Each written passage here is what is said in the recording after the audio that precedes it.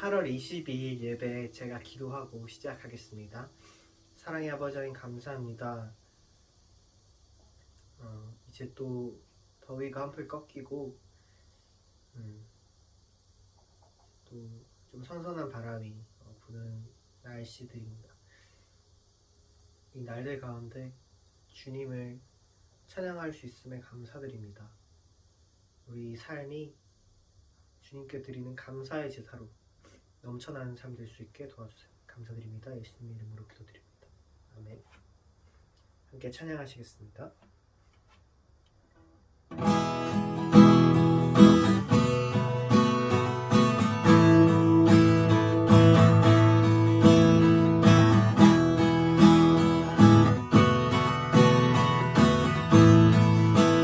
여호와 주님, 여호와 주님, 주를 찬양해 주를 높이세. 여호와 주님, 승리의 깃발 높이 드셨네. 여호와 주님, 주를 찬양해 주를 높이세. 여호와 주님 승리의 깃발 높이 드셨네. 여호와 니시 주를 찬양해. 여호와 니시 승리하셨네. 여호와 니시 여호와 니시 주를 찬양해.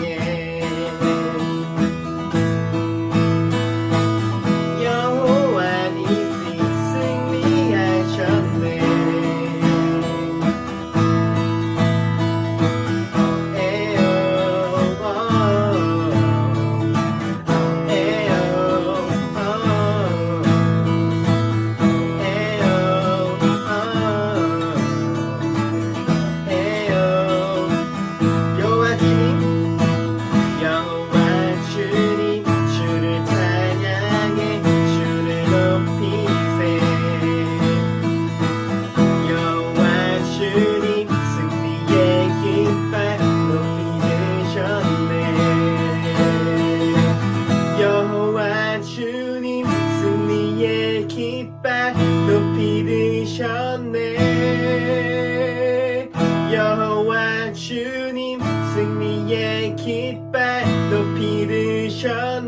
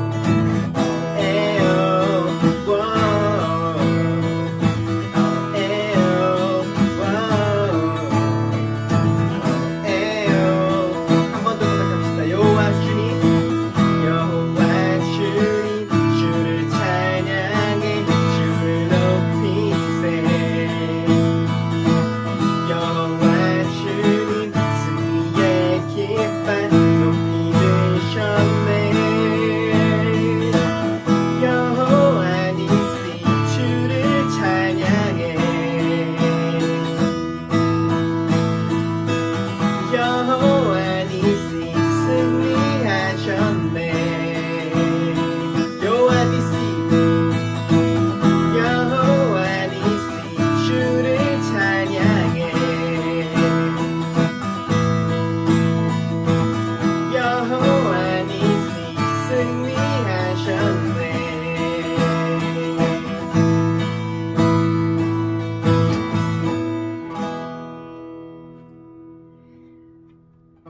시간 잠깐 예배를 위해서 같이 기도했으면 좋겠습니다. 우리 삶은 예수 그리스도를 따르는 우리 삶은 이미 승리한 싸움임을 믿습니다. 우리가 어떤 상황 가운데 있는지, 어떤 결과를 얻는지와 무관하게 예수 그리스도 안에 있는 그 생명을 누리는 그 영원한 삶이 우리에게 이미 주어졌음을 믿습니다. 그 기쁨을 누리며 살아가는 우리가 되기를 원합니다.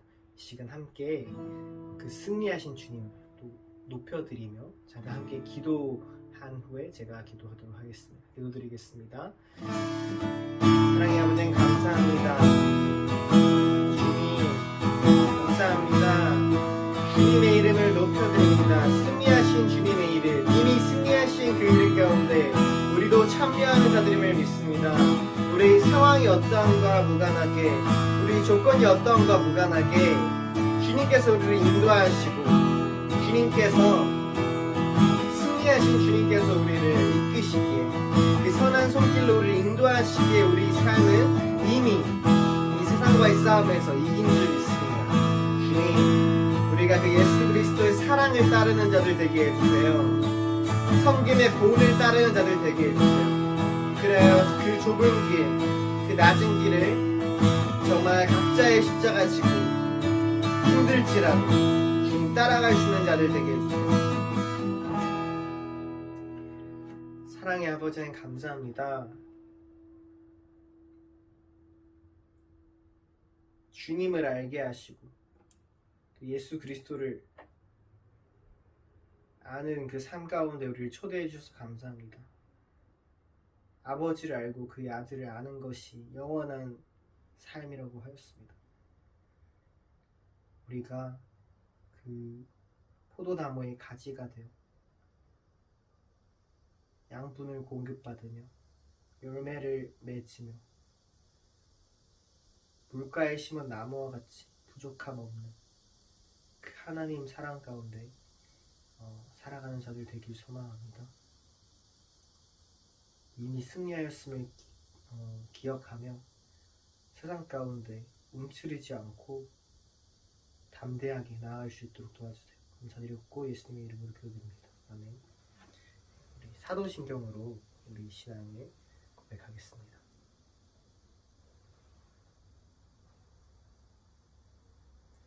나는 전능하신 아버지 하나님, 천지의 창조주를 믿습니다. 나는 그의 유일하신 아들, 우리 주 예수 그리스도를 믿습니다.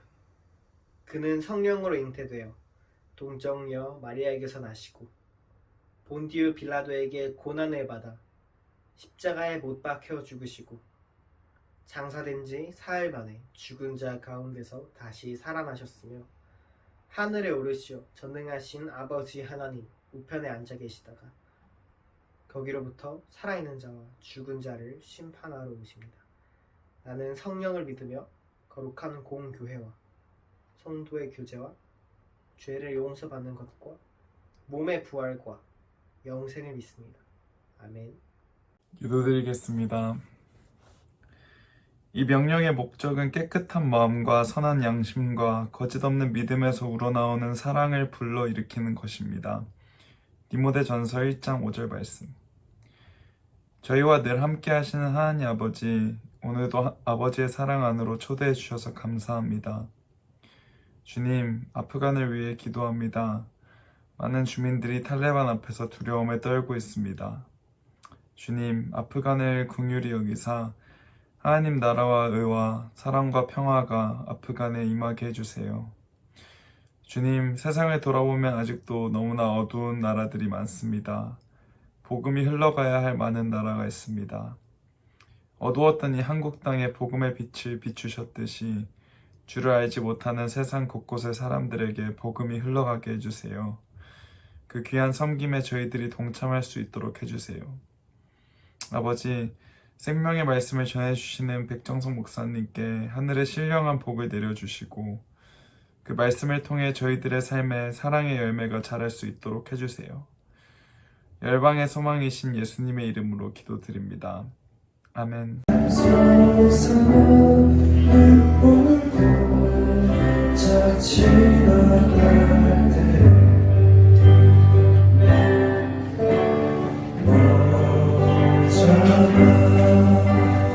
열매 맺히고 웃음소리 넘쳐나리라.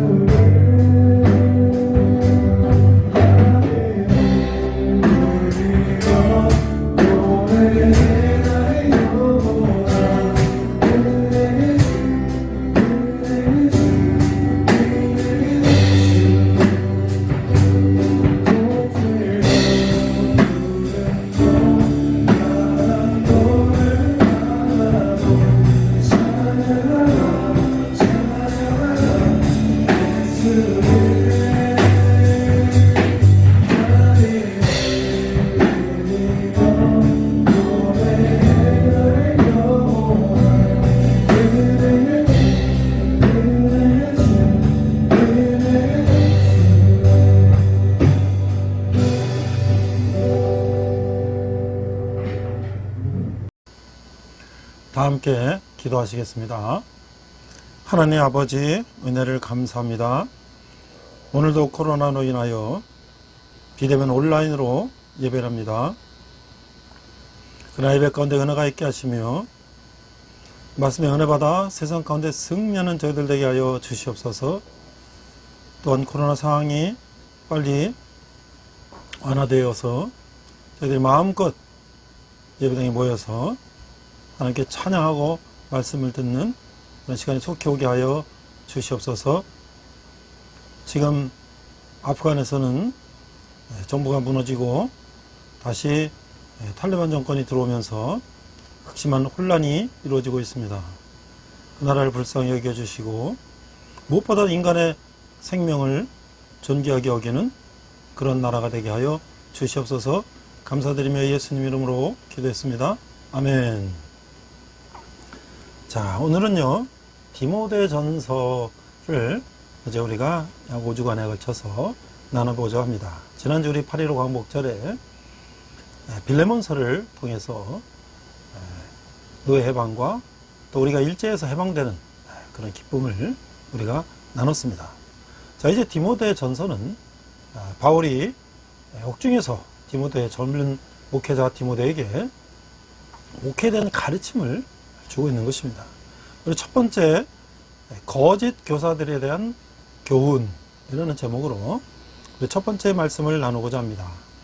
첫 번째 본문은 디모데전서 1장 9절에서 10절을 보도록 하겠습니다. 오늘도 자막을 우리 같이 보면서 말씀을 나눴으면 좋겠습니다.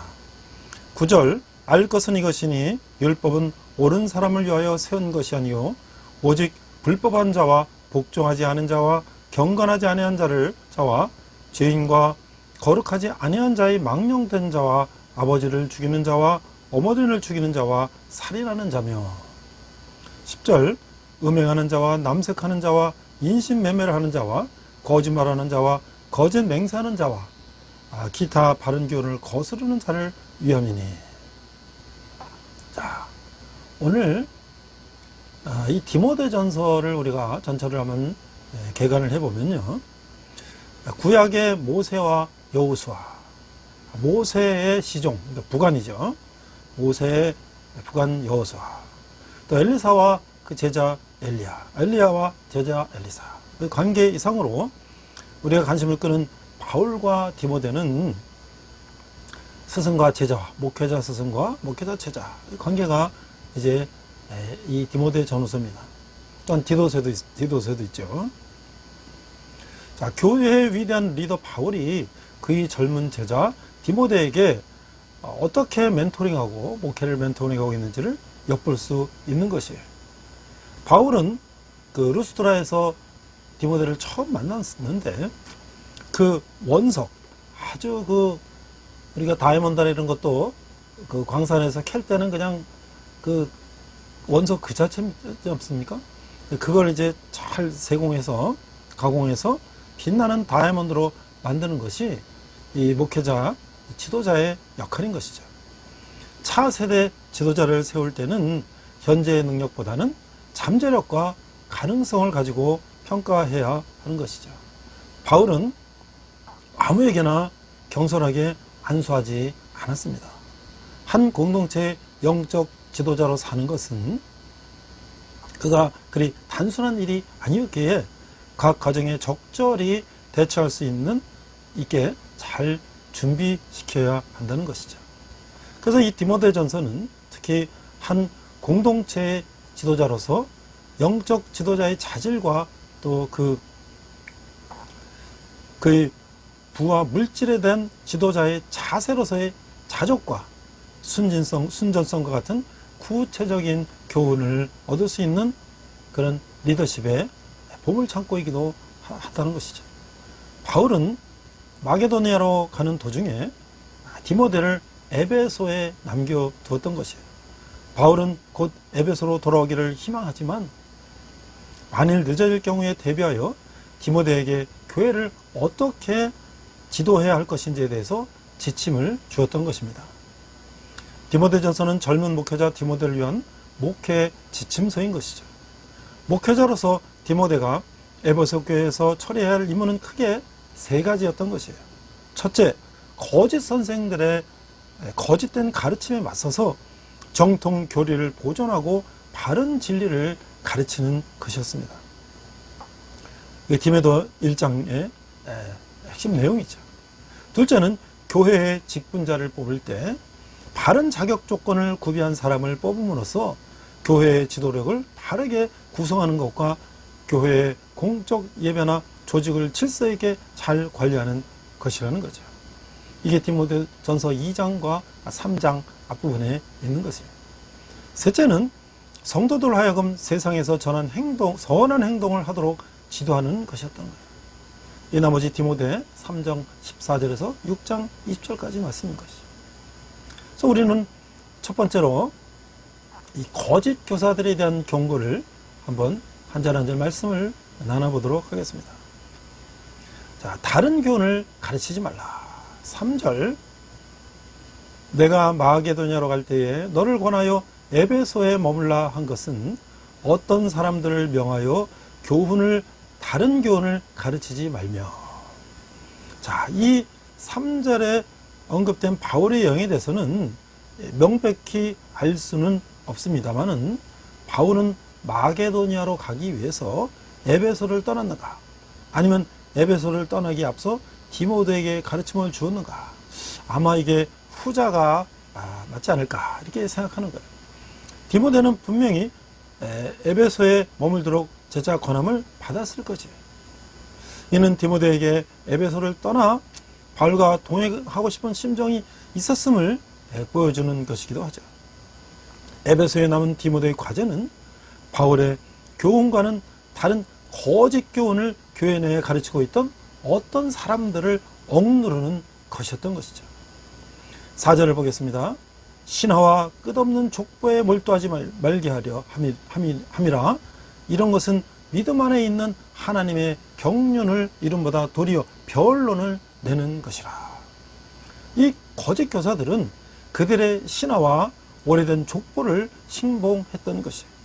그 신화의 족보가 무엇인지는 정확히 알려지지 않았습니다만은 아마 그들은 영지주의를 선호했을 것이에요. 우리가 앞에서 에베소, 빌립보, 골로새서에서 영지주의에 대한 우리가 이야기를 했습니다. 무엇보다 유대적 기원을 갖고 있었을 것이에요. 이것은 그리스 철학의 영향을 받은 이단인 것이죠. 이 철학적인 건 선한 것이고 육체적인 것은 아주 악한 것인데, 예수님께서 인간으로 이 땅에 오셨다는 것은 그건 아니다, 맞지 않다라고 예수님께서 인성과 신성을 가지신 것을 부인하는 그들만 그럼 나름대로 예수님을 해석하려고 했던 이단인 것이죠. 그것은 그들의 그리스도의 철학에 바탕을 했기 때문에 그들로서는 그렇게 예수님의 인성과 신성을 겸하신 예수님을 이해하기 어려웠을지도 몰라요. 그들이 성격이 어땠든 추워도 영적인 가치가 없었으며 단지 사변이라는 것은 생각하고 변론하는 거죠. 회의, 논쟁만을 가져왔던 것이죠. 그러한 변론은 하나님의 경륜을 이루지 못하는 것이므로 피해야 했던 것이에요. 하나님의 경륜이란 인간의 상상력을 통해 파악되고 세워지는 것이 아니라 믿음에 의해 되는 것이기 때문이에요. 이와 반대로 변론은 끝없는 암흑의 터널 속에 빠져들게 함으로써 하나님의 진리를 혼돈스럽게 하고 모호하게 할 뿐인 것이죠. 5절을 읽겠습니다. 이 교훈의 목적은 청결한 마음과 선한 양심과 거짓이 없는 믿음에서 나오는 사랑이거늘. 자, 이런 목적 없는 교훈과는 달리 바울이 디모데를 교훈한 목적은 가장 순수한 형태의 사랑을 이루려는 데 있었다는 거예요. 이러한 사랑은 정결한 마음, 선한 양심, 거짓 없는 믿음으로부터 나오는 것이죠. 이 아름다운 세 가지 요소는 가장 훌륭한 이타적 사랑을 창출하게 되는 것입니다. 이러한 사랑의 궁극적인 형태가 바로 하나님의 사랑인 것이죠. 거짓 교사들은 무가치한 호기심에서 움직이는 반면 바울의 가르침은 교회의 순수성을 유지함으로써 가장 위대한 덕을 이루고자 하는 것입니다. 하나님의 진리는 언제나 인간의 영혼을 정화시키지만 오류는 영혼을 곪게 만든다는 것이죠. 6절을 보니까 사람들이 이에서 벗어나 헛된 말에 빠져. 바울은 그런 사람이야말로 모든 그리스도인들의 사역의 목표가 되어야 한다고 믿었던 것이에요. 그러나 슬프게도 에베소 교회의 거짓 교사들은 이 사실을 잘 알고 있었음에도 불구하고 그 고귀한 목적에 대한 전망을 상실했으며 여기서 벗어나 헛된 말에 빠졌던 것입니다. 그들의 가르침은 무용하고 헛된 말장난이었을 뿐이었던 것이죠. 7절 율법의 선생이 되려 하나 자기가 말하는 것이나 자기가 확증하는 것도 깨닫지 못하는도다. 거짓 교사들에게는 더욱 문제가 되었던 것은 흔히 그러하듯 매우 이기적이었다는 것이에요. 그들은 존경받는 율법의 선생이 되기를 원했습니다. 그러나 그들은 자신들이 원하는 대로 될 가능성이 전혀 없었던 것이에요. 그런데도 그들은 자신들의 부적격을 인정하지 않았습니다.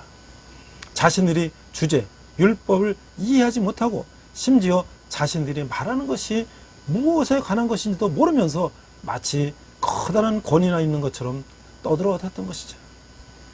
8절 그러나 율법은 사람이 그것을 적법하게만 쓰면 선한 것임을 우리는 아노라. 바울은 자신이 율법을 오해하지 않고 있음을 확신시키기를 원했던 것이에요. 그는 율법을 비난하지 않았습니다. 율법이 거룩하고 바르며 선한 것이라고 봤습니다. 그래서 그는 적법하게 사용하면 하면 율법은 선한 것임을 명확히 하고자 했던 것이죠. 바울은 율법을 부적당하게 법률적으로 사용하는 것에는 반대했으나 율법이 바르게 사용될 수 있는 것은 여지가 있음을 분명히 했던 것이에요. 우리가 갈라디아서 로마서에서도 유대주의자들이 이런 율법을 갖다가 반드시 이제 행해야지 예수를 믿을 수 있다라고 했던 그런 유대주의의 그 잘못된 가르침을 바울이 비판을 했는데요. 그러니까 율법이라는 것은 모세가 출애굽할 때 하나님께서 이스라엘 백성들 많은 백성들한테 하나님에 대해서 인간에 대해서 이렇게 주신 말씀과 그 외에 여러 가지 이스라엘 백성들이 지켜야 할 말씀들이죠. 그것은 우리가 고속도로를 가면 거기 고속도로에 있는 그 속도 제한판 그런 것이지 우리를 가르치는 선생이지 율법 그 자체가 생명을 가지고 있는 건 아니라는 것이죠. 자, 그래서 9절에 보니까 알 것은 이것이니 율법은 옳은 사람을 위하여 세운 것이 아니요 오직 불법한 자와 복종하지 않은 자와 경건하지 아니한 자와 죄인과 거룩하지 아니한 자와 망령된 자와 아버지를 죽이는 자와 어머니를 죽이는 자와 살인하는 자며 10절 음행하는 자와 남색하는 자와 인신매매하는 자와 거짓말하는 자와 거짓 맹세하는 자와 기타 바른 교훈을 거스르는 자를 위함이니. 우리 이제 오늘 본문에서 나눴는데 율법은 사람들에게 그들의 죄를 보여주기 위한 것이죠. 그러므로 율법은 이미 자신의 죄를 인정하고 그리스도께로 돌아선 사람들에게는 해당되지 않는다는 것이에요. 그런 사람은 더 이상 율법 아래 있지 아니하며 성령 안에 거하는 사람이라는 것이에요. 이것은 갈라디아서에서 5장 13절 26절에서 바울은 분명히 말씀했던 것이에요. 율법은 자신의 죄를 여전히 깨닫지 못하는 사람들을 위한 것이라는 것이죠.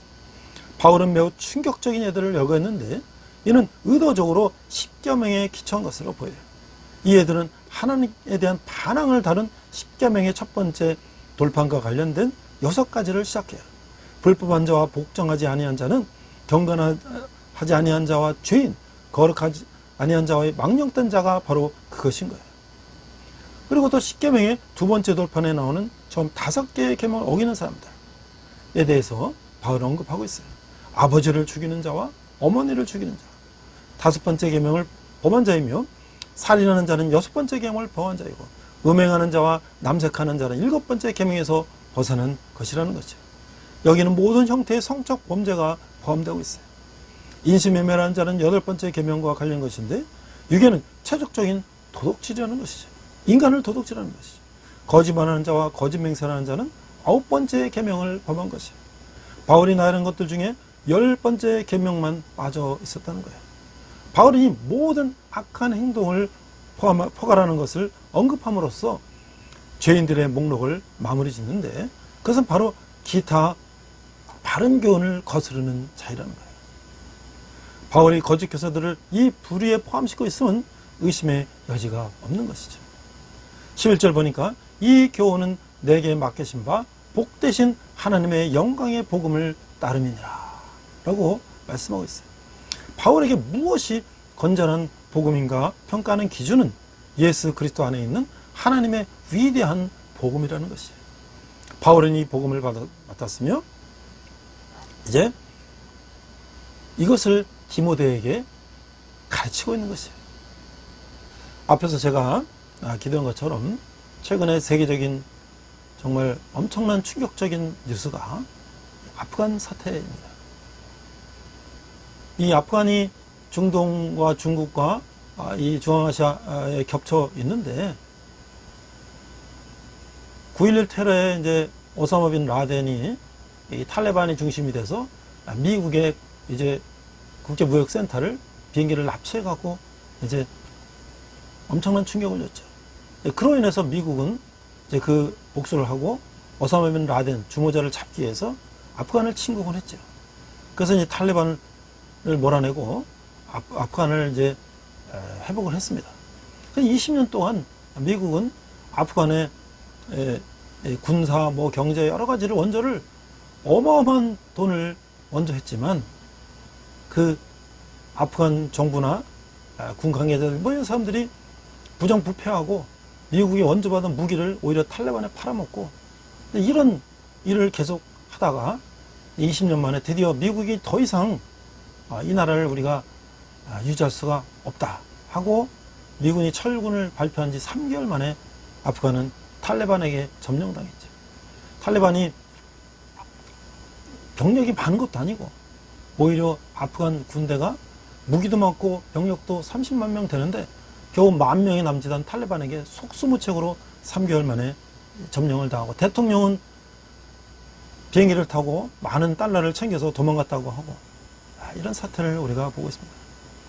그러면서 많은 사람들은 육지로 갇혀 있는 아프간을 탈출하기 위해서는 비행기를 타고 외국으로 탈출할 수밖에 없는데 미국 공군기가 자국 군인들이나 관련된 미국민들을 미국으로 탈출시키는 그런 비행기 탈 수가 없기 때문에 그 비행기 바퀴에 매달려 도망가려고 하다가 비행기 바퀴에 밑에 매달려서 과연 그게 살아남을 수 있겠습니까? 그래서 추락해서 죽었던 사람들도 있고, 또 거기는 유명한 축구선수, 어린 청소년 선수도 있었다고 그래요. 또한 이제 공항에서 비행기를 이제 타려고 미국 군인들이 막 밀어닥치는 아프간 이 사람들을 막고 있는데, 그 아프간 어머니가 그 몇 개월 된 아기를, 이 아기만이라도 자유세계에 가서 살게 해달라고 그 아기를 미군한테 던지는 거예요. 그러니까 미군이 참, 이 사람들은 정말 참 그런 인류애가 있어요. 그 아기를 집어서 데리고 미국으로 가는 거예요. 이런 비극을 보면서 우리가 70년대 월남이 망했을 때 베트남 그 사태를 보고, 아, 이게 남의 일이 아니다.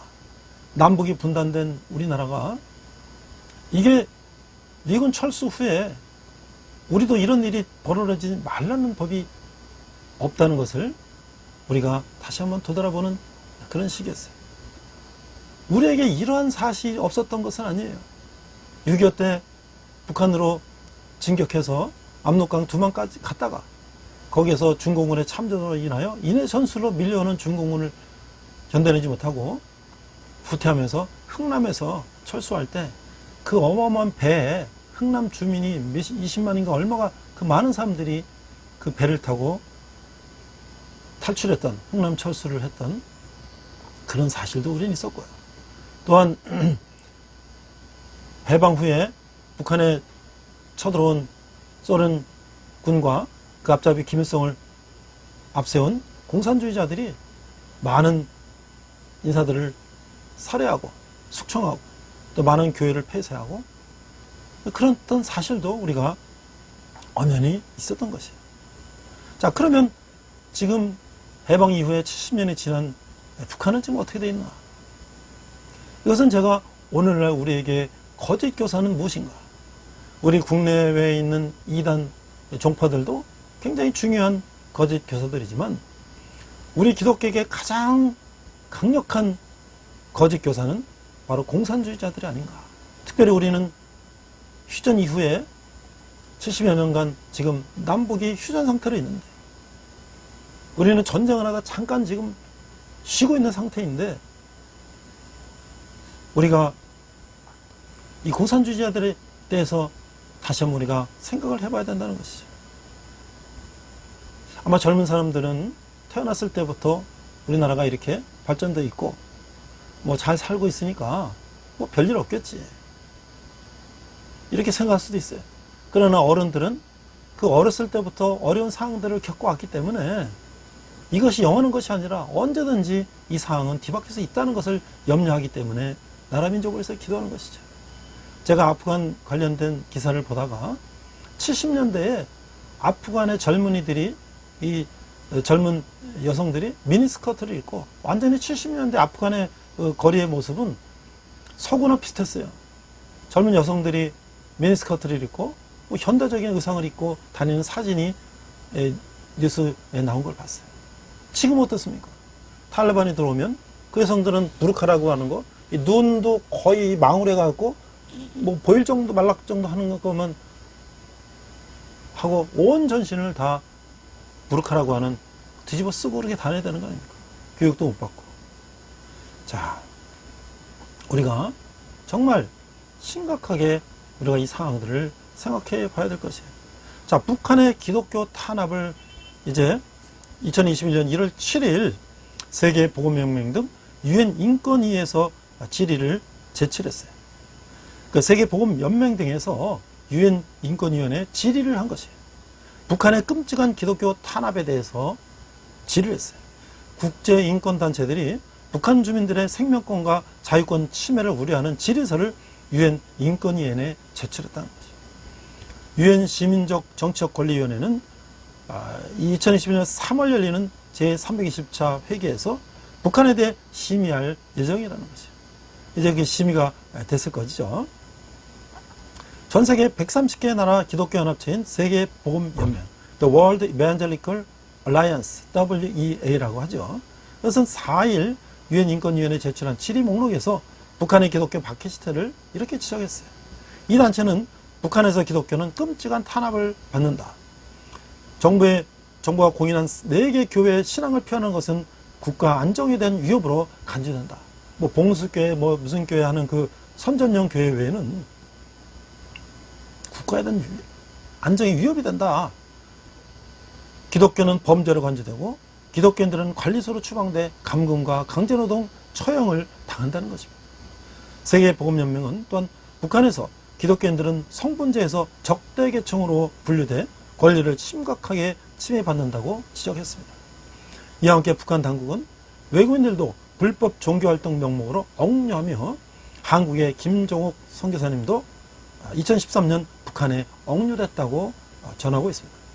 이번 질의 목록은 오는 3월 1일부터 26일까지 열리는 유엔 시민적 정치적 권리위원회 제320차 심의를 위해 제출한 것입니다. 이번 심의는 유엔 시민적 정치적 권리위원 당시 당사국들의 규약 이행을 감독하기 위한 것으로 북한, 네팔, 아이슬란드, 말라이 등 11개의 나라를 대상으로 하는 것이에요. 세계복음연맹은 심의 중 북한의 지리할 문제로 관리소의 존재와 수감자 현황, 처우, 기독교 신앙 범죄와 기독교인에 대한 부당한 대우, 성문제와 적대계층, 강제 송환된 탈북민 처우, 외국인의 불법 종교활동에 대한 정의 등을 제기했습니다. 이런 것들에 대해서 답변을 해달라는 거죠. 이걸 북한에다가 답변을 요구하는 것이에요. 이 단체의 권리옹호 담당자인 위삼 월 살라비 씨는 6일 보이스 오브 아메리카 미국의 소리 방송에 보낸 이메일에서 제네바에서 유엔과 협력하는 유일한 복음주의 기독교 단체로서 북한에서 용납할 수 없는 상황에 대해 목소리를 더하는 것이 중요하다고 생각해 질의 목록을 냈다고 밝혔습니다. 이렇게 되어 있어요. Submitting such reports is important as WEA is the only evangelical representative organization engaging with the UN mechanism in Geneva, and it is important to add our voice to many other organizations speaking up on the unacceptable situation in North Korea. 이렇게 되어 있어요. 미국 인권단체 주빌리 캠페인도 4일 제출한 질의 목록에서 북한에서 종교활동을 하는 주민들은 이미 체포와 장기구금, 고문, 강제노동, 추방, 감시에 처해진다고 지적했어요. 또한 북한 수감소에서 벌어지는 고문과 인권유린, 여성에 대한 폭력 실태도 고발했다는 것이에요. 주빌리 캠페인의 앤 바리 대표는 6일 보이스 오브 아메리카에서 이렇게 얘기했어요. 북한 당국은 주민들의 개인적인 신앙생활도 완전히 금지한다며 유엔에서 기회가 있을 때마다 북한의 인권 침해 문제를 제기한다고 밝혔어요. They completely deny them citizens any right of worship and any right to any belief, even held in private. So we continue to raise this derogation of rights every chance we can within the UN context. 이렇게 우리는 인권 침해 문제를 제기한다고 했어요. 그러면서 시민단체들이 심의 기간에 맞춰 질의 목록을 제출하는 것은 국제사회가 북한 내부 상황을 주시하고 있으며 북한이 수사와 거짓, 기만 뒤에 숨을 수 없다는 것을 보여준다고 얘기하고 있어요. 그래서 이 보알디 대표는 유엔에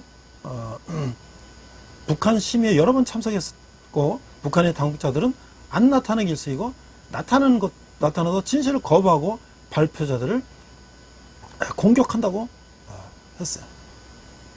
자, 그래서 하지만 북한 인권조사위원회 COI가 탈북자 면담 등을 통해 이미 북한의 광범위한 인권유린 실태를 밝혀냈다고 부알더 대표는 말하고 있어요. I've been at the UN meetings where some of these reports are deliberated, and what I find is many times North Korea officials don't appear, but occasionally they will come, and when they do, they just reject out of hand. They attack the presenters, or they simply deny any truth to the allegation. 이렇게 얘기하고 있는 것이에요. 이제 국제사회는 앞으로 유엔 심의 등을 통해 북한의 인권 상황에 대한 논의를 이어가야 한다고 말하고 있어요. 오늘 3월 유엔 시민적 정치적 권리위원회의 131차 회기를 앞두고 지금까지 미국은 한국, 일본, 스위스 등의 10개 시민사회단체가 북한 주민들의 생명권과 자유권 침해를 우려하는 질의 목록을 제출했다는 것이에요. 한국의 북한 인권단체인 북한인권정보센터는 생명권과 자유권, 차별금지, 종교, 표현, 이동의 자유 등 17개 부분의 북한 내 권리이행 현황 파악을 위한 목록을 제출했다는 것이에요. 이게 보이스 오브 아메리카에서 보도한 내용이에요. 우리가 북한을 돕고 북한을 지원하는 것 좋아요. 그러나 이와 동시에 북한에 대한 인권 사항과 이런 기독교 박해라든지 이런 인권 침해에서 우리는 당연히 주장을 해야 되겠죠. 자, 오늘 말씀 이제 마무리합니다. 바울은 1장 12절에서 17절까지 해서 본인의 은혜를 이렇게 말하고 있어요. 12절, 나를 등하게 하신 그리스도 예수 우리 주께 내가 감사함은 나를 충성되이 여겨 내게 직분을 맡기십니다. 여기에 이르러 여러 종류의 죄인들을 열거한 바울의 마음속에서 자신이야말로 죄인 중에 괴수였다는 생각과 자신이 맡은 복음에 대한 기억이 함께 어우러지면서 말할 수 없는 감사의 충동이 일어나고 있어요. 바울의 감사는 하나님이 그분의 은혜로 바울에게 모든 능력을 주시고 그를 충성되게 여겨서 직분을 맡겨주신 사실이 있는 것이에요. 13절에 보니까 내가 전에는 비방자여 박해자여 폭행자였으나 도리어 긍휼을 입은 것은 내가 믿지 아니할 때에 알지 못하고 행하였습니다. 우리가 잘 아는 것처럼 바울은 그가 자신이 예수 믿는 사람들을 비방하고 박해하고 폭행자였다고 자기가 스스로 고백하는 것이에요. 그러나 바울은 그의 행동이 알지 못하는 데서 이제 비롯된 것이었으므로 이제 긍휼을 입게 되었다고 고백하고 있어요. 고의적인 불순종은 하나님의 진노를 폭발하죠. 그러나 하나는 알지 못한 자와 잘못 인도함을 받은 자들에게는 관용을 베푸신다는 거예요. 독일의 철학자 니체는 만일 당신이 내게 하나님을 증명해 보인다면 나는 그를 믿겠다고 했습니다. 그러나 바울의 불신앙에는 이런 고의성이 없었던 거예요. 쟤는 신이 죽었다고 한 사람이죠. 그러나 바울은 몰라서 그랬다는 것이에요. 14절에 보니까 우리 주의 은혜가 그리스도 예수 안에 있는 믿음과 사랑과 함께 넘치도록 풍성하였다. 바울은 하나님의 진노가 아니라 긍휼을 받게 되었어요. 하나님의 은혜는 비통한 죄까지도 깨끗이 지워버리셨어요. 하나님이 한때 불신앙했던 곳에 그리스도 안에 있는 믿음을 쏘아 부으셨습니다. 하나님과 그분의 백성에 대한 공격적인 반항이 있었던 곳에 그리스도의 사랑을 부어주신 것이에요.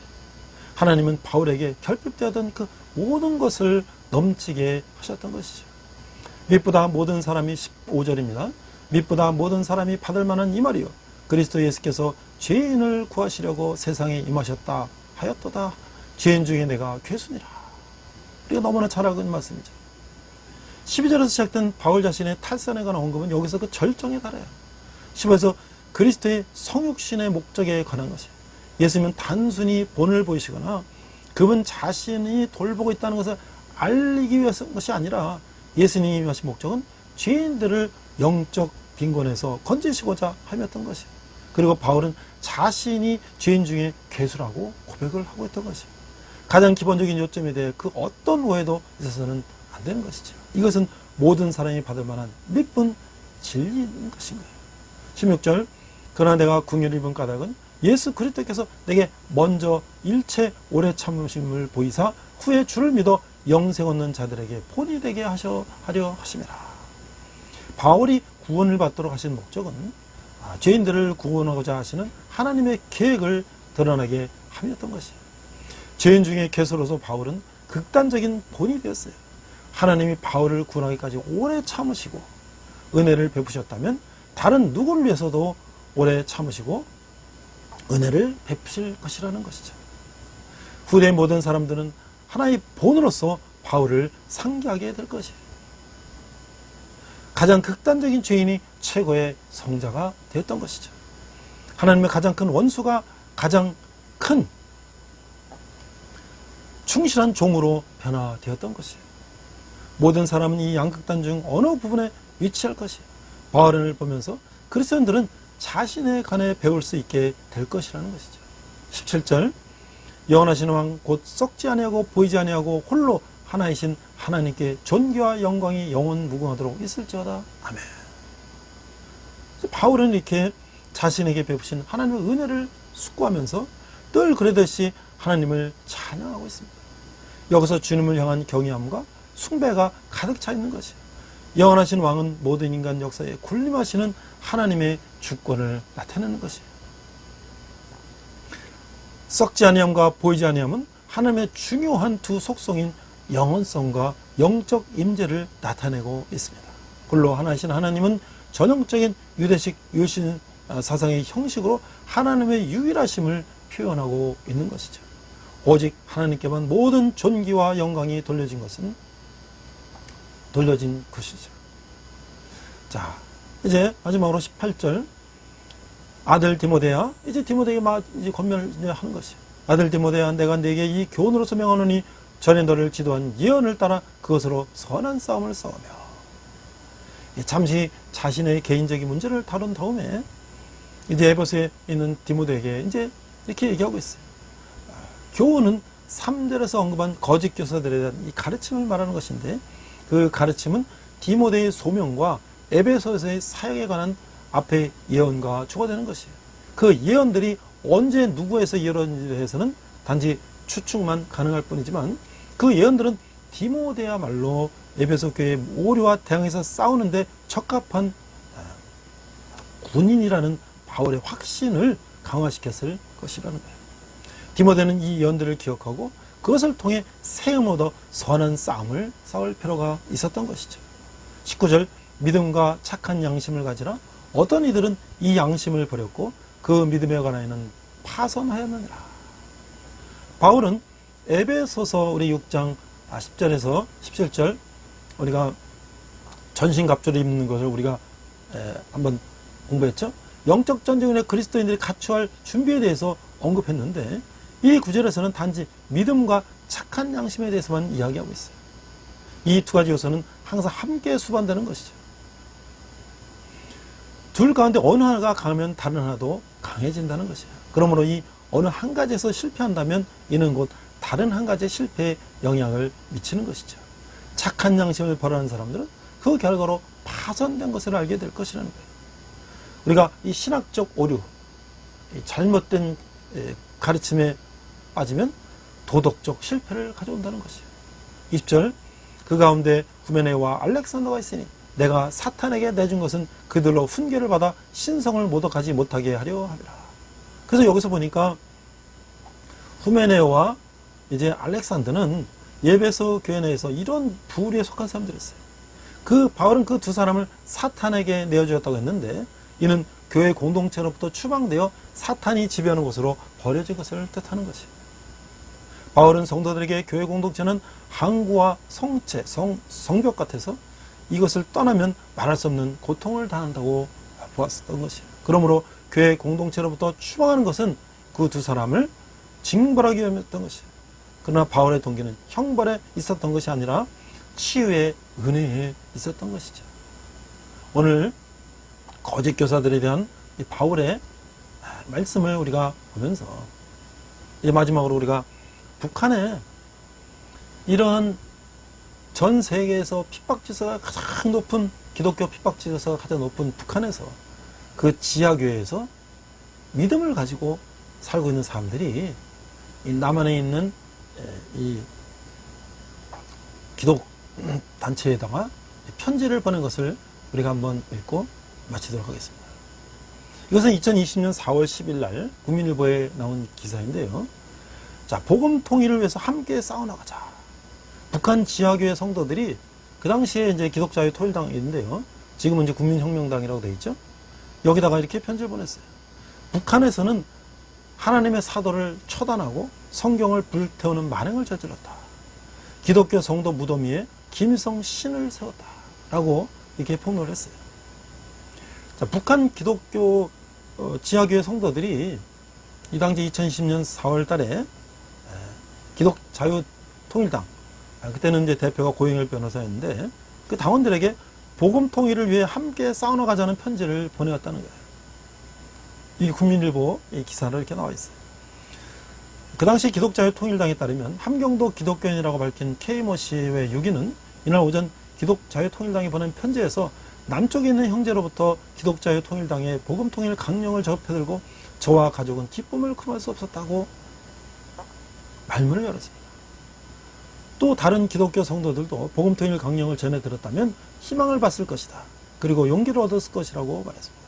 자, 먼저 저는 북한에 어떻게 기독교인들이 있을까? 라고 생각하는 분들에게 저는 이런 얘기를 해주고 싶어요. 저 역시 4대째 우리 아들 자녀들이 5대째 기독교 신앙을 갖고 있는 사람인데요. 저희 할아버지, 할머니가 평안북도에서 선교사님한테 최초로 세례받은 여성도였고, 동양의 예루살렘이라는 이 평안도 평양을 비롯한 이 북한에서 수많은 기독교인이 있었죠. 많은 사람들이 6.25 때 핍박을 피해서 월남을 했지만 피쳐 내려오지 못한 사람들이 있잖아요. 그들이 김일성 치하가 공산주의 치하가 돼서 60, 70년, 70년이 80년이 돼가지만 겉으로는 그들이 표현 안 하지만 그들이 조상부터 내려왔던 그 믿음을 지키고 있는 것이죠. 그 숨기고 믿음을 지키고 있는 것이에요. 그것은 제가 이라크에 갔을 때 지금은 모술이에요. 모술. 북한의 이라크 북쪽에 있는 모술인데 거기에 그 모술이라는 곳은 옛날에 요나가 하나님께서 요나를 시켜서 복음 전하였던 니느웨예요. 니느웨. 그 니느웨가 이스라엘 백성을 괴롭혔는데 하나님은 요나를 통해서 니느웨 백성들을 회개시키라 그랬죠. 요나는 마치 지금 우리가 북한을 회개시키라는 것처럼 싫습니다 하고 다시로 도망갔잖아요. 그러나 고래 뱃속에서 다시 끌어내서 니느웨 가서 그냥 형식적으로 복음을 전했는데 그 니느웨 백성들이 다 회개했지 않습니까? 짐승까지. 그때 니느웨에 회개된 기독교인들이 수백 년, 1000년, 1500년이 지나도 본 크리스찬들이 있는 거예요. 이 믿음이라는 게요, 이게 이렇게 간단한 게 아닙니다. 그래서 이들은 지금 북한에서 잡히면 처형당하고 생체실험당하고 수용소에 가서 완전히 짐승보다 못한 삶을 사는데도 그들은 믿음을 지키고 있는 거예요. 이들은 뭐라 그랬냐면 우리 민족은 그 어느 민족보다 정의와 진리에 충실하고 슬기와 용맹을 살아가는 하나님의 축복받는 민족이라고 생각한다고 했습니다. 또 하지만 우리나라는 반세기 넘게 분단의 아픔을 겪고 있으며 서로 다른 사상과 이념, 제도, 장벽으로 상생과 공생이 불가능한 적대국가로 대체하고 있다며 결국 북한함은 하나님의 은혜의 뜻을 거역하고 하나의 민족, 하나의 국가 되기 위한 기회를 저버렸다고 주장했던 것입니다. 이들은 북은 하나님의 사도들을 처단하고 성경을 모조리 불태우는 천인공날 만행을 저질렀다. 결국 사탄의 괴물들은 기독교 성도들의 무덤 위에 김일성 신을 세웠다고 폭로했던 것입니다. 이어 우리 북남이 통일하는 길은 하나님께 회개하고 성령을 받들며 복음 통일의 역사적 사명을 다하는 길밖에 없다고 생각한다. 그래서 기독자의 통일당의 역할이 중요하다고 생각한다고 이들이 편지에서 말하고 있어요. 이런 복음 통일을 위한 성전에 뛰어들 각오가 되어 있다. 사탄 마귀들의 박해와 탄압도 목숨을 걸고 싸우는 우리 하나님의 전사들을 멈출 수는 없을 것이며 많은 인민들이 하나님의 성령의 축복이 내려진 국가들을 보며 하나님께 회개하고 복음을 전파하고 있다고 전했습니다. 이와 함께 사탄의 칼부림에 쓰러진 수많은 순교자들의 몸부림의 절규와 염원을 잊지 말고 반드시 복음의 한민족, 복음의 통일국가 되는 그날을 앞당기기 위해 함께 싸워나가자고 답던 것이에요. 기독자의 통일당은 이 편지는 중국과 북한 주민들이 많이 사용하는 애플리케이션, 아마 그런 이제 중국이나 북한 동포들이 사용하는 그 앱이 있나 봐요. 그 앱의 메신저 및 지인을 통해서 보내왔다고 전했어요. 신분을 숨기기 위해서 손으로 쓴 글씨가 아니라 컴퓨터 글씨로 또박또박 쓰였다고 했어요. 탈북민들의 증언에 따르면 북한에서 기독교인으로 발각되면 사상 비판을 당하거나 정치범 수용소에서 끌려갈 수도 있다. 성경책을 소지했다는 이유만으로 수용소로 끌려가는 경우도 자주 있다는 거예요. 그래서 기독자유 통일당의 당시 이해란 대변인은 이분도 탈북민이죠. 감동적인 편지라며 북한 지하교회 성도들의 편지에 힘이 난다. 그래서 앞으로 한반도 평화 통일과 복음 통일에 더욱더 힘을 낼 것이라고 얘기를 했어요. 자, 그래서 이 기독자유 통일당이 이런 노력들을 하고 있는데 또 이제 이런 부분에 대해서 왜 기독교인들이 정당 활동을 하고 왜 정치 활동하는가? 뭐 이런 또 이제 얘기를 하는 사람도 있어요. 근데 우리가 국제적으로 보면요, 기독당, 크리스찬들이 정당을 만들어서 정치 활동을 하는 것은 아주 뭐 이건 전 세계적으로 굉장히 자연스러운 것이에요. 아브라함 카이퍼라는 네덜란드의 신학자요, 정치가는 이제 네덜란드 총리까지 했죠. 자, 기독당은 유럽 국가에서는 아주 흔한 정당인데 독일의 메르켈 총리가 속한 기독민주당은 또 기독사회당은 이 종교색이 좀 옅기는 하지만 기본적으로 기독교 민주주의를 폄하하는 거예요. 메르켈 총리라는 사람은 독일의 기독민주당의 당수로서 독일의 총리를 지금 장기간 하고 있는 거 아니겠습니까?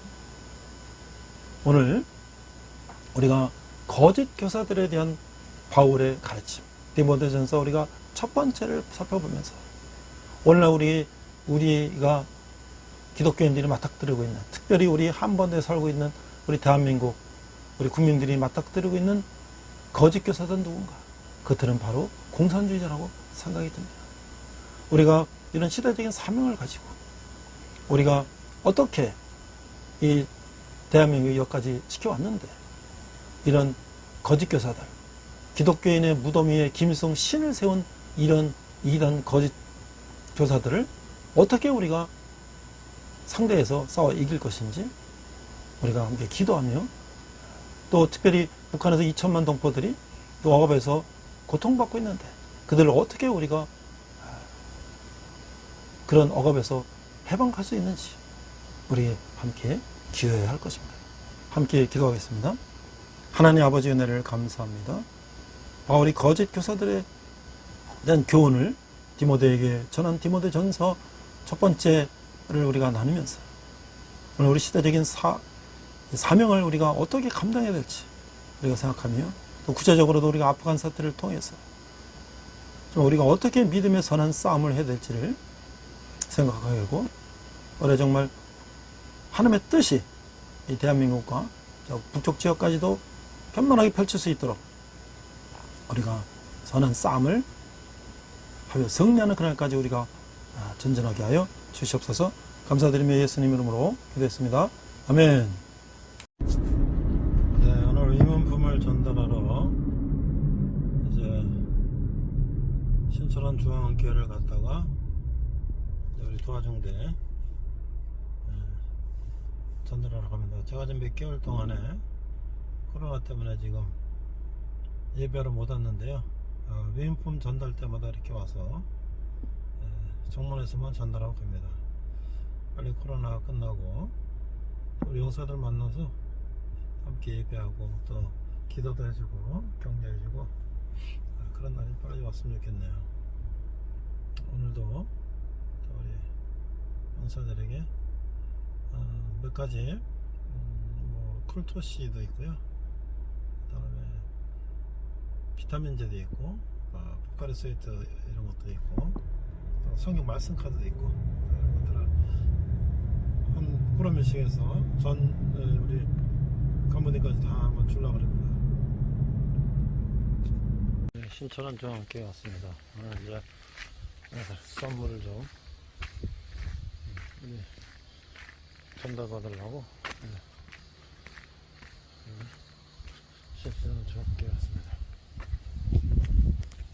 옆에 있는 교회인데요. 제 예배드리러 왔습니다.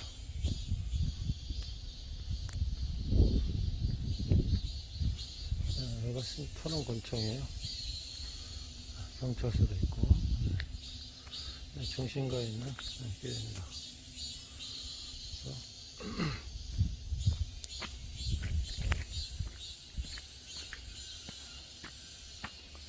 교회로 가서 예배를 받고 있습니다. 이렇게만 쳤어요. 정 250개.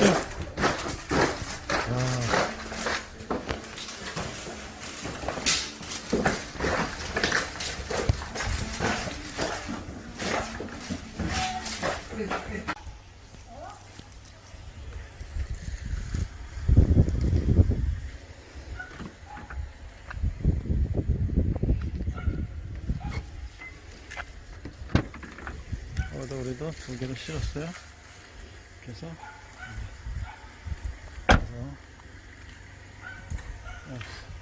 아이고 이렇게 다 실었어요. 자, 다 실었습니다. 이제 부대로 전달하러 갑니다. 정문까지만 가서 일단 전달하고 찬양팀하고 군용병들이 인사할 때 나눠줄 거예요. 이제 코로나 때문에 출입이 통제돼서 간접적으로 전달하고 갈 겁니다. 아유, 아까 뭐 이렇게 양재 청년들하고 신천원 중앙교회 목사님하고 이제 교인들하고 다 싸가지고 차에다 실어서 전달할 건데요.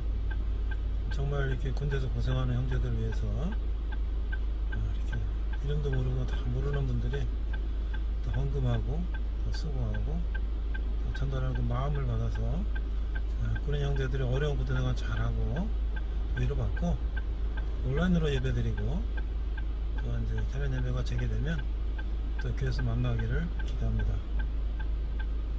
감사한 하루였네요.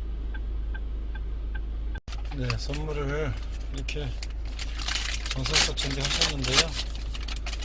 너무 감사하네요.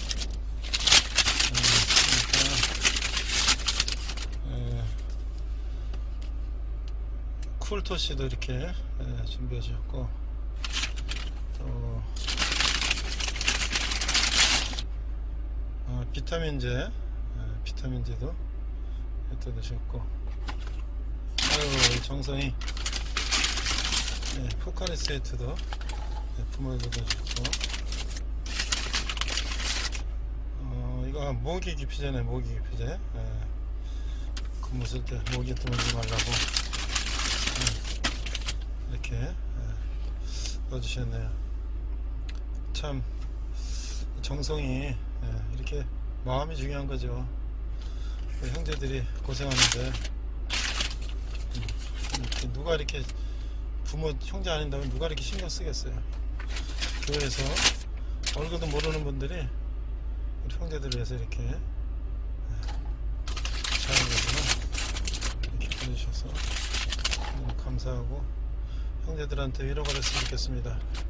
이제 곧 대면 예배가 되면 다시 만나서 얘기할 날이 속히 오기를 기대합니다. 이렇게 후원해 주신 분들, 또 전달해 주신 분들 감사드립니다. 우리 형제들 이 계기로 하늘만 아는 그런 기회가 됐으면 좋겠습니다. 감사합니다. 아까는 말씀 카드가 어디 있는지 몰랐는데 여기 비타민 C 뒤에 이렇게 붙여놨네요. 누구든지 나를 따라오려거든 자기를 부인하고 자기 십자가를 지고 나를 따를 것이니라.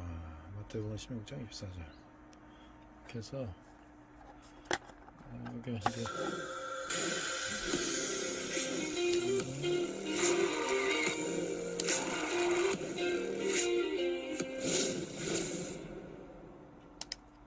갑자기 음악이 울렸네요.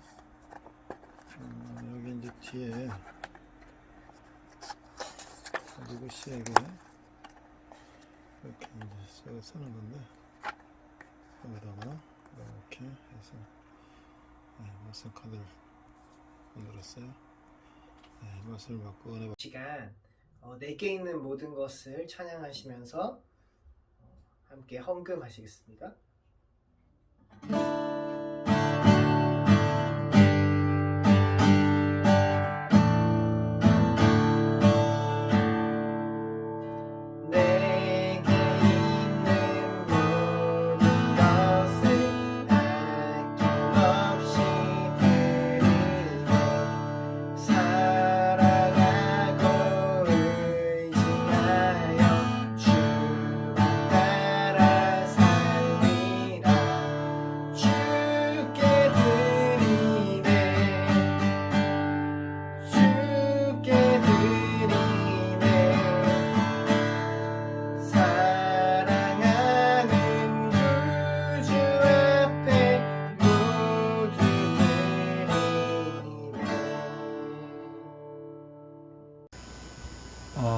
우리가 지난주에 이제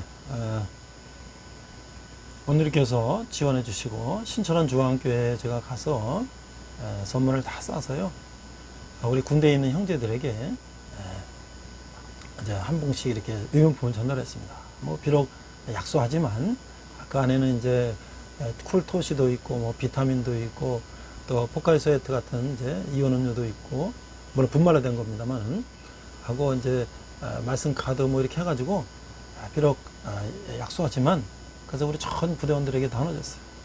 나중에 얘기를 들으니까 너무 감사하다고. 지금 군대에서 갇혀있는 이 군대 생활하기도 힘든데도 코로나로 외출해박도 어렵고 이렇게 있는 우리 형제들이, 누가 그 형제들을 이렇게 부모 형제 아닌데 왜 이런 위험품을 보내겠어요. 너무 감사하다고. 그래서 이제 곧 이제 코로나 상황이 호전돼서 예배 드리게 되면 우리 형제들에게 다시 반갑게 만날 때까지 위로가 되었으면 좋겠습니다. 또 여러분들 이제 개학이 다가오고 있고요. 또 이제 여름이 끝나가고 있는데 건강하시고, 또 앞으로 코로나 상황이 어떻게 될지 모르겠지만 또 우리가 온라인 예배는 또 대면 예배를 하더라도 또 병상에서 또 여러 가지 환경 속에서 또 교회 나갈 수 없는 그런 상황 속에 있는 분들을 위해서 계속 할 것입니다. 특별히 또 우리 LMTV 온라인 예배는 청년들, 우리 대학생들, 또 청년들, 또 군인 형제들, 이 청년들을 주님께 돌아오는데 사용될 것입니다. 여러분이 후원하시는 헌금과 후원금은 청년 선교의 기억에 쓰일 것입니다. 우리 함께 헌금 기도하고 축도로 마치신 후에 선한 능력으로 찬양하시면서 한 주간 승리하시기 바랍니다. 하나님 아버지의 은혜를 감사합니다. 특별히 지난주에 우리 많은 분들이 후원해 주신 것으로 우리 군인 형제들의 위문품을 원했습니다. 저희들이 위로가 되게 하시고 힘이 되게 하시며 이를 통해서 저희들이 하나님 만날 수 있게 하여 주시옵소서. 또한 우리가 적은 예물을 주님께 드렸습니다. 예물에 쓰이는 것마다 주님의 영광이 나타나게 하시고 청년들이 주님께 돌아오는데 기억에 사용되게 하여 주시옵소서. 지금은 우리 주 예수 그리스도의 은혜와 하나님 아버지의 극진하신 사랑과 성령님의 감화가 너무 역사하시며 거짓 교사들에 대해서 선한 싸움을 싸기를 다짐하는 온라인 예배를 드리는 모든 성도들, 열방의 백성들과 선교사님 위해, 특별히 북한에서 고통받는 북한 동포들 위해 지금부터 영원토록 함께 하시기를 간절히 축원하옵나이다. 아멘. 우리 이 시간 선한 능력으로 함께 찬양하시면서 결단의 시간 갖겠습니다.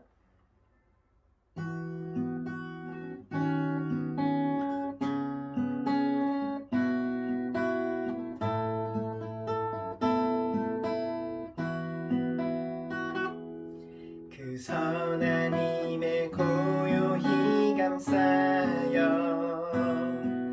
그 놀라운 평화를 누리며 나 그대들과 함께 걸어가네.